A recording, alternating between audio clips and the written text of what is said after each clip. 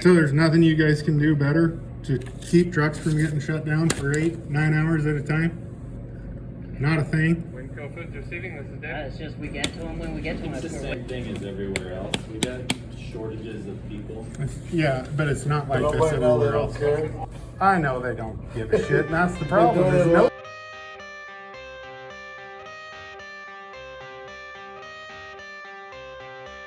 I got the cash in the bag, stadium packed. Born a rock star in this life, gonna live it up on the attack. Baby, I'm bad. I just wanna get caught up in this life. I'm crazy, I'm mad. Doing no cap. Only God wants you, better go live it up. Cash in the bag, stadium packed. Baby, I'm bad. Baby, I'm bad.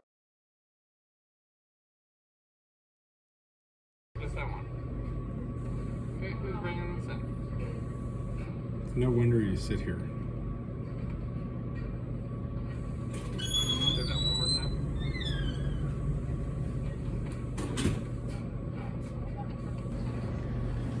So we got here at like 2:15, 2:30.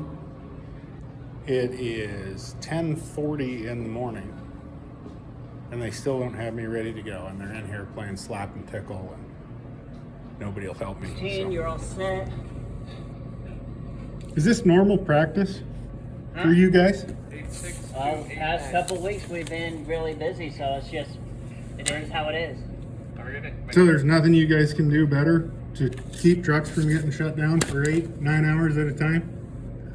Not a thing? WinCo Foods receiving, this is Dave. It's just we get to them when we get to them. If we're waiting for DOS space, we're waiting for DOS Yeah, space. there you go. We can't move you to a more open door. We can't move you to an open door. Like I said, it is how it is. I was on a door at 3. Give me 1 second. I was on the door right on time. I get that. I just, like, if you guys have a plethora of trucks running around, then We weren't able to get you moved, so we got you started when we were able to. you started me at 4. It's the same thing as everywhere else. We got shortages of people. Yeah, but it's not like this everywhere else. What's the phone Yeah, number? but you could sit here and bitch all day long, but really, is it gonna fix anything? Well, No, it- so it's- yeah, and I don't want to be mean about it, but like there needs to you can't operate a business like that. I can't operate a business that goes in and gets shut down. You know, it's an unsustainable thing. When you And if I complain a little bit, hopefully it'll go up the chain to management, and maybe something will happen. you don't know But by now they don't care. I know they don't give a shit, and that's the Been problem. doing it Is a long time, nobody you should know, man. nobody gives a Hey, shit. Tortosi. Really trying to not rant, but this stuff, this is, you know, and I know everybody says this is the way it is with reefer. Well, I've got a year of experience, and no, it's not. Like, it's only like this if you let it be like this.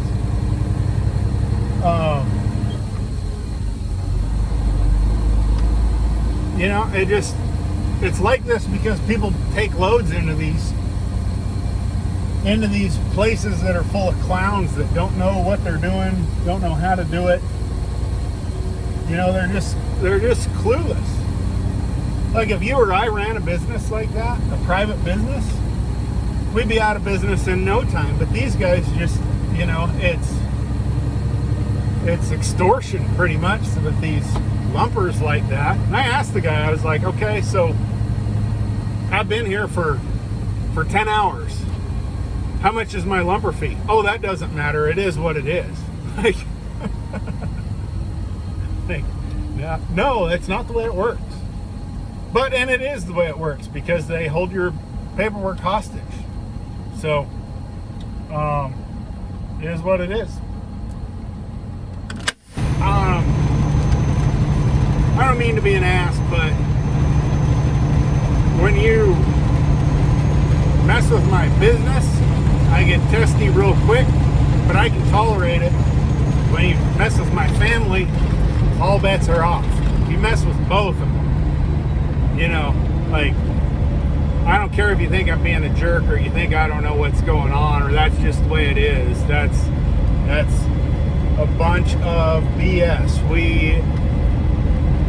You know, I've managed to find brokers who send me to places, shippers and receivers that don't take that much time. Been to that place 3 times. First time, they didn't make my appointment or they lost my appointment. They shut me down for 2 days. technically they shut me down for a whole day here. I mean, it's noon. Like I know that I'm going home, but they don't know that, you know. So they've cost me another day, and they've cost me time away from my family. And it's for no reason other than they're incompetent. And they have shitty managers. And that guy, like, you hear that guy, he's like, oh, it's just like everywhere else, we're shorthanded. Like, well, what is it? Are you shorthanded, or do you not have room on your dock? You know? And if you don't have room on your dock, could you do anything different?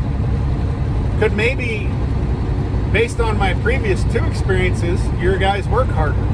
And it could have cleared some of that stuff off the dock so that when other trucks show up, they're not in a bind to get offloaded, you know?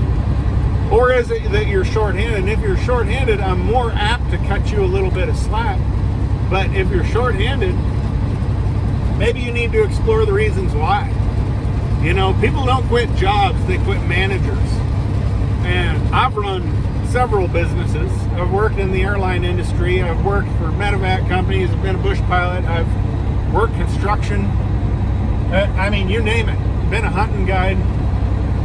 And I've never quit a job because I didn't like the job. I mean, sure, there's some I didn't like, but what it really amounted to was I didn't like the manager. So WinCo, get your shit in one sock. Quit being idiots. Sorry for the rant, but maybe we'll just make this its own video. See how that goes. Just to keep it off of the other one. But yeah, I mean, I don't put up with that crap, and I don't think you should either. And that's kind of like I start getting mad at other truckers. Like that guy is like, oh yeah, that's just the way it is. You ought to know that. Like, no, it's not the way it is. It's the way it is at some places, and it's that way at some places because truckers like you think it's normal. But that's not normal, you know? Like, I mean, we're short trucks. And that's what I asked them. Like, what do you guys have, a plethora of trucks coming in here? Like, you don't have any issue finding trucks? Oh, no, we have issues. Like, well, maybe that part of your issue is, yeah, maybe part of the issue is that people don't want to come here. So you got a tight market with not enough trucks to pull the freight that's out there, and then you're going to run some ass clown business, you know, that a guy knows he's going to be shut down for a day just because he's got to deliver there. Like, I don't think so. I won't put up with it. You shouldn't put up with it. You old guys that were born with a perfect CDL and 1,000,000 miles and you know everything, it's your fault too. You shouldn't put up with it either. So anyway, I'm going to end my rant, and I'm going to go home and hug my wife and kids, have a good time. We're going to go to Monster Jam tomorrow. I was supposed to get my CDL renewed today, and we mistakenly made that appointment, thinking that we would be out of WinCo in a reasonable time frame. So now I've missed my doctor's appointment. So if they can't get us in before the end of the week, then we might be shut down on Monday. So the downstream ramifications of all this is more than you know. So anyway, you guys have a good day.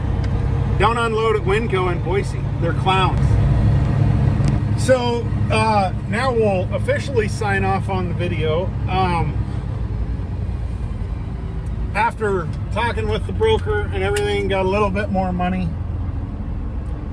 Not a lot, but it bumped us up to like $3.25 a mile. So, I mean, it's still not worth sitting somewhere that long. So, I hate to say I'm never coming back to a place because you ultimately end up being a liar, you know, or you're cutting off your nose to spite your face. But like those clowns,